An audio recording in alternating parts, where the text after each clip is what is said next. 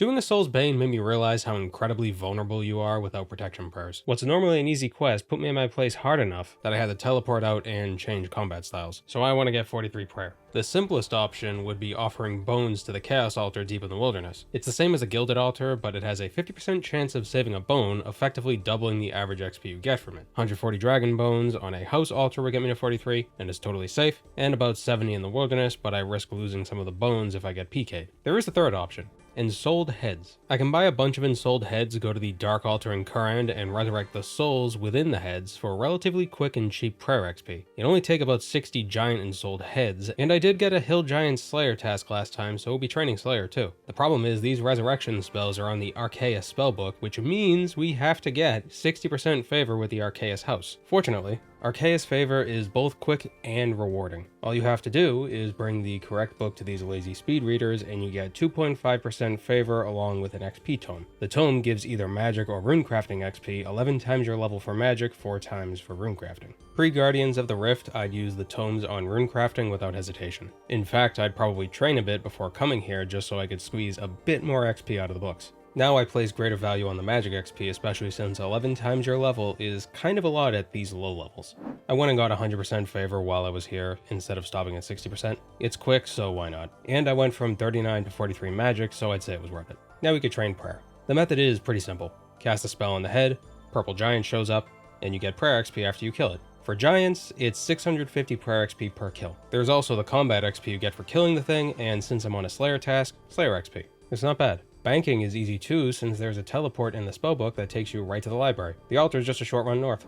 With that short grind sorted, it's time to move on to something that won't actually put these protection prayers to use because I know how to prioritize. Graceful clothing, or at least a few pieces of it. But I don't want to train agility all by itself. I'm looking at doing some Alch-gility. So I need 55 magic to cast High Alchemy. There are several options for training, from quests to enchanting jewelry, mage training arena to AFK splashing. But I'm going to be simple with it. I'm going to kill some Ammonite crabs with Firebolt. Their magic level is low, 1 actually, and monsters with low magic levels have basically no magic resistances, meaning my casts will be very accurate. Every cast of Firebolt grants 22 magic XP plus 2 XP for every point of damage you deal. The max hit is 12, so you can get between 22 and 46 XP per cast. Average it out, 34 XP per cast. It shouldn't take very long. So I had a thought. With 50 magic, I can drink a divine magic potion, which is tradable, and freely cast High Alchemy for 5 minutes before needing to drink another dose of the potion. I'll admit, it's kinda convoluted, but bolting Ammonite crabs feels like a colossal waste of runes. You know what I mean? So I bought 1,000 rune arrows for this. The margins aren't amazing,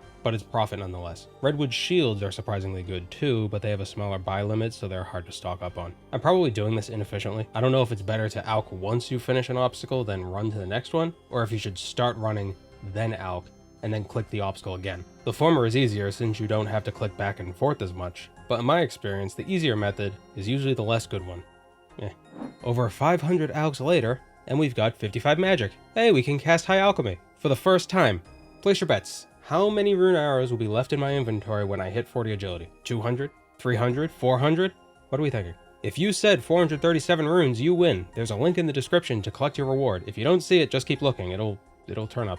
Now that I have 40 agility, I can run the Canifus Rooftop course. For whatever reason, it provides the best rates for Marks of Grace until the Ardoin course with the Elite Diary completed. And unlike other courses, the mark rate doesn't drop once you're 20 levels above the course's level. It's always the same 16 to 18 marks per hour. Probably less if you're failing the course a lot, but at higher levels, you don't fail at all. Is it a bug? Maybe it was at first, but I'm pretty sure this has been in the game since 2015, so I doubt it's ever going to be touched. Oh, I just realized I can use this medium Varrock lamp now. Easy 7500 agility XP. For alching, I moved on to longbows, both magic and yew. The initial investment is steep, but the margins are consistent. Magic longbows have better margins than yew longbows, but the yews are half the price. You know, pros and cons, all that. It only now occurred to me that I should be raising a cat. I'll need to catch rats when I do the Evil Dave portion of Recipe for Disaster, and that ain't something I want to do with a kitten. And that's 60 magic. I think I'll stop with Alch-gility for now, and just run laps normally. About 120 marks would be good for now, I think. I'd be able to buy 3 pieces of Graceful with that. Of course, in between laps, I was doing birdhouse runs, and as is always the case, my hunter level outpaced my crafting level. For some quick crafting XP and quest points, which I'll need anyway, I'm going to do both Elemental Workshop quests. Hey, look at me, I'm finally using protection prayers. Those quests only got me to 47 crafting, and I need 50, so I'm just going to finish that off with rubies. Excellent, back to Canifus. Wow, that was a quick several hours. It's like it went by in a single fade to black. Amazing how that works. Getting 120 marks of Grace brought me to 52 agility, but to buy the Graceful clothing, I need 50 thieving as well. Grace, the Graceful vendor, is in the Rogue's Den, and you need 50 agility and 50 thieving to enter. Hey, this isn't true. So you need 50 agility and thieving to enter the minigame? The actual den has no requirement? This forthcoming thieving grind wasn't necessary. Well, it was, but for Desert Treasure, not for the Rogue's Den. Whatever, we were gonna have to do it eventually anyway, so we're just doing it now. Early thieving, like most skills, is bypassed with quests. We can get some easy thieving XP from some of the cave goblin quests, and so we don't have to faff about with lanterns and candles. I'm just gonna do the easy Kandarin diary for the Kandarin headgear. It acts like a light source and it can't be extinguished. Lost Tribe doesn't give thieving XP, but the follow-up quest Death to the Dorgashan does. 2000 thieving XP brings me to 29, but I still need 30 so I can do the feud, which gives a ton of thieving XP and unlocks a decent, actually probably the best, thieving training method. The fastest at least. The Golem gives some thieving XP, and I'll have to do it before Recipe for Disaster anyway, so let's go help out this Rockman. With 30 thieving, we can now do the feud. My guy? Where are we going? The feud may get us to 37 thieving, but blackjacking requires at least 45 thieving, so we gotta head back to Current. Fastidious fruit stalls are the best XP at this level, but we need 15% favor with the house before they'll let us steal from them. Yeah. If you look under Isaiah's hood a bit too long, you'll see chewing gum and 2x4s holding it all together. So just back away and don't really look too much into it. The favor stuff isn't really the best this place has to offer. Ironically, it's probably the first stuff you have to do here, so is not a very good first impression. But the later content looks super fun, so I'm intrigued. The first 5% favor is plowing the fields. The next 10% we get by handing over 100 buckets of sulfurous fertilizer, which you can make by adding saltpeter to buckets of compost. It's easy and probably just as quick as Arceus favor, but I can't say it's nearly as rewarding. I'm going to stop at 15% for now and come back at a later date because no. You can get about 30,000 XP per hour at these stalls, give or take a few thousand based on how attentive you are and how quickly you could drop the fruit you steal. If you really wanna, you could steal from the stalls in the marketplace and bank the produce. Not sure why you would, but you could. The only useful fruit, I think, are the strange fruits and the Golovanova fruit tops. The strange fruits restore run energy, and the tops are used to make botanical pies that boost your herb lore level by 4. As a main, I could just buy stamina potions and the pies from the GE, but it doesn't feel right to drop them. After about 90 minutes of stealing fruit, I can now blackjack bearded bandits. The beard creates a blind spot, making them easier to whack over the head. You need 55 thieving to give their beardless counterparts brain damage.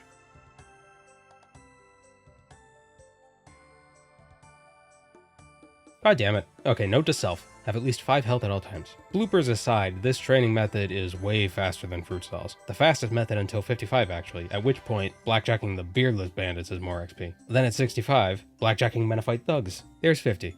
Let's get some Graceful. Could've gotten it earlier, but I'm dumb. If you look at the wiki page for Graceful armor, there's a table that shows the effective amount of run restoration % per mark of grace. The gloves and hood give the most, with the boots and cape tied for 3rd. But I'm going to get the Graceful top instead. It's 4th on the table, but with regards to weight reduction, I can use a spottier cape and boots of lightness until I get those Graceful pieces. My thought process is, get the pieces that have no other weight reduction pieces for that slot. I guess there's penance gloves, but I'm not bothering with Barbarian Assault unless I have to. Those gloves, they may as well not exist. Now that I have some Graceful clothing, 60 magic, and a full-grown cat, we can really get to focusing on Recipe for Disaster. We'll start off by doing some of the direct prerequisite quests for the subquests. Shadow of the Storm for Evil Dave. Last time I did this quest, I asked what Danath's endgame was. Why teleport to Infernus? What was the point? This time I actually paid attention to the dialogue and realized Danath was Agrithnar in disguise this whole time, and he was just trying to go home. Also, he's a weather demon apparently, that's what the wiki says, he's a weather demon. Does anyone not choose 10,000 ranged XP? Horror from the Deep was easy. It's not a prereq for any of the subquests, it's a prereq for the final fight, but also I think having one of the god books could prove useful. The pages are incredibly cheap, so there's no reason to fill this up immediately. I remember back when Zami pages were stupid expensive. Now I guess power creep's done gone and obliterated their value. Oh well, I guess it makes it easier for low-level accounts to get their hands on them, so it's kinda nice, I guess. Oh wow. This beginner clue just doubled my cash stack. What the hell, why are these so expensive? Oh, I see why. They're goofy and cute. You know, I think I'd buy these if they were an actual real-life product. I'm all about slippers, man. And flannel pajamas. Oh, and Sherpa blankets. Oh, that's so cozy and nice. But cash is more important. God damn, 660k. Do your beginner clues, I guess. Moving on to Karamja with Jungle Potion. Also, I switched to resizable mostly because the Runelight overlays take up way less real estate on the screen in resizable. What do you prefer? The classic look or this look? I always remember Shiloh Village as being harder than it actually is. I don't know why, but I think it's because Shiloh Village and Legends Quest both occupy the same region in my brain. A single brain cell struggling to hold on to two memories. Now we could start RFD. Well, technically we already freed the goblins last video, but you know what I mean. Freeing the dwarf. I don't have ice gloves, so I'll need to kill an ice fiend to cool down the rock cake, but that's fine. You okay, man? Oh, at least I don't have to eat it. They're a family of perverts. Here's your dad's crotch cake, you friggin' weirdos. Evil Dave, let's help him. What would have been a nightmare with a kitten is a walk in the park with an adult cat. Get out of here, Dave. Pirate Pete's fish cakes. Hey, Jagex added the crab meme to the game. 4 dinner guests left. For scratch, I need to do big chompy bird hunting first, but it's short. There we go. I do need 41 cooking to cook the jubbly for Scratch's subquest though. Wines are really cheap cooking XP, less than half a GP per XP, and the big XP drops are always fun to see when the entire stack of unfermented wine finally ferments. I think the jubbly is tradable actually. I wonder if you could just skip the quest entirely by buying one. Something tells me you can't. I wish I tried. To free the Lumbridge guide, I need to do Witch's House. Where the hell's the safe spot? Oh, here it is. Trayborn, trivia, ingredients, cake of mystery, and he's freed. Alright, there's 2 dinner guests left. Ceramic Varze and King Awowogei. To save Ceramic, I need to start Legends Quest and enter the Karazi Jungle. To start Legends Quest, I need to do Heroes Quest, Family Crest, and Underground Pass. To do Heroes Quest, I need to do Dragon Slayer 1 and get 53 cooking, 53 fishing, 50 mining, and 25 herblore. For Family Crest, I need 40 mining and 40 smithing. For Underground Pass, I don't need to do anything except the quest. I already got all those requirements sorted. For Awowogei, I gotta do Monkey Madness 1 and get 70 cooking. Finally, to fight the Clonoromancer, I need to do Death Plateau, Troll Stronghold, Temple of Ikov, and Desert Treasure, all of which come with various level requirements. Also, it's not a hard requirement, but I think doing Edgar's Ruse before Desert Treasure would be pretty helpful. Oh, and there's the 175 quest point requirement. That'll be an ordeal. We'll get to that. Let's get started with what we could do right now. Underground Pass. As frustrating as this quest has the potential to be, I think it's one of my favorites. It's like a Soulsbane. Great atmosphere, especially with Iban's constant whispering. It's ominous and I love it. The reward's pretty good too. The staff, that is. I'm not sure how it measures up to the newly released Warped Scepter,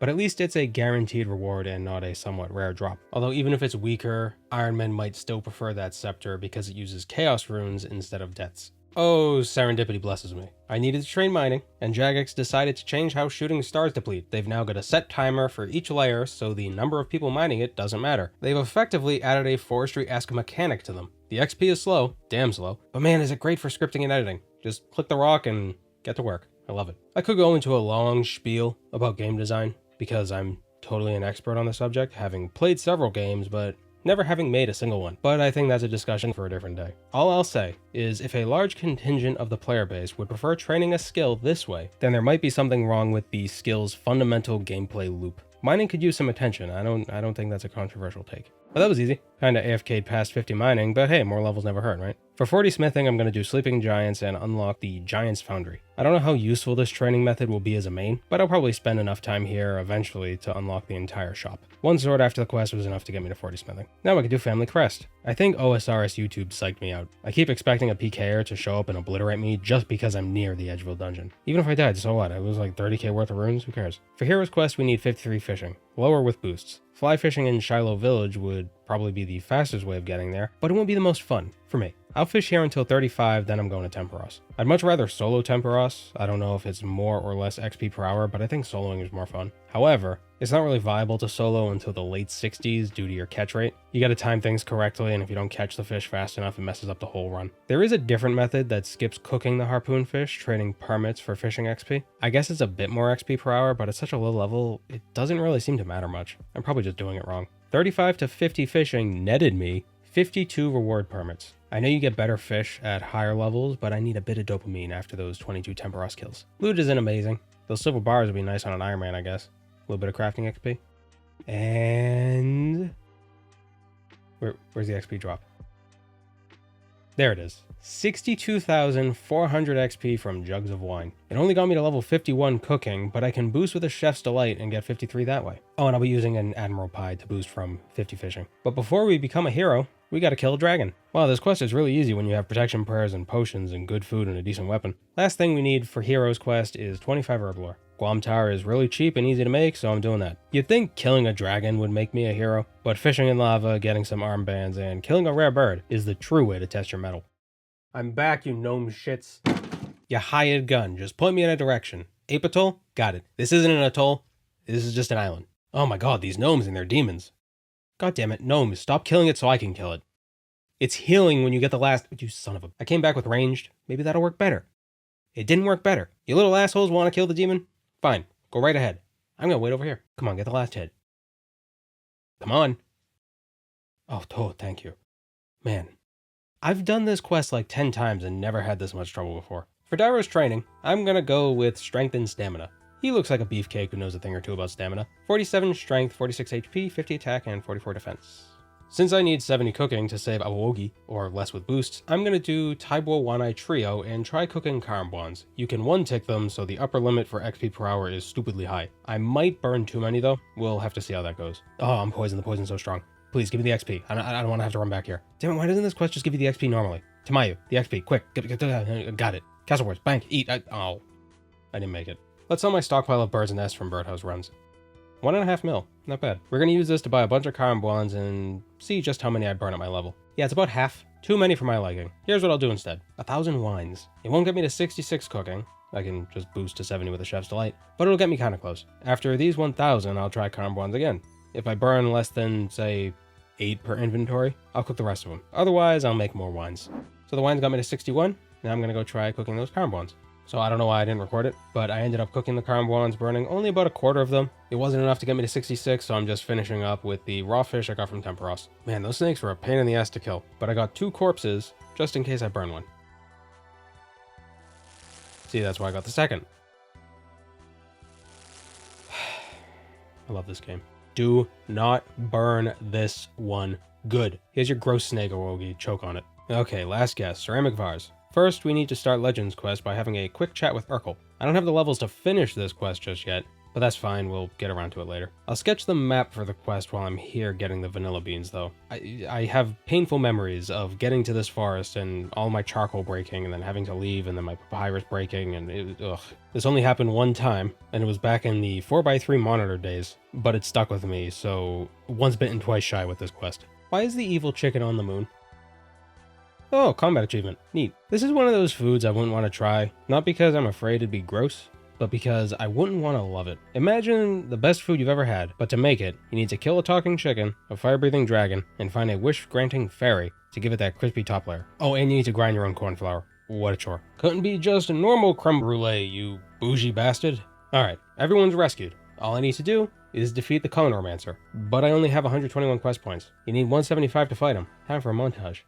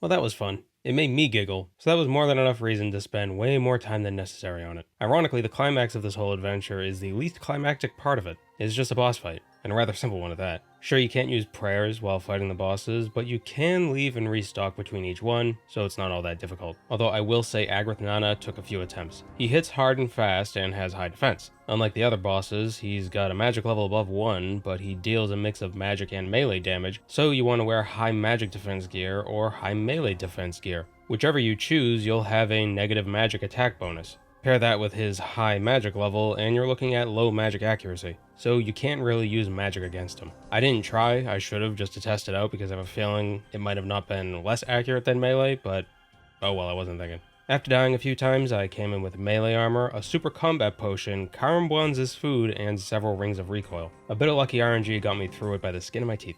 The rest of the bosses were simple. Flambade, water spells, ice gloves, snare spells. Caramel, Ivan's Blast with some super restores for when my magic level gets too low. Desis, Ivan's Blast with melee armor. He attacks quickly, so rings of recoil work well here. Gelatinoth Mother, you definitely want to wear melee armor. It is super accurate otherwise. Finally, the Cullen Romancer, Ivan's Blast with melee armor.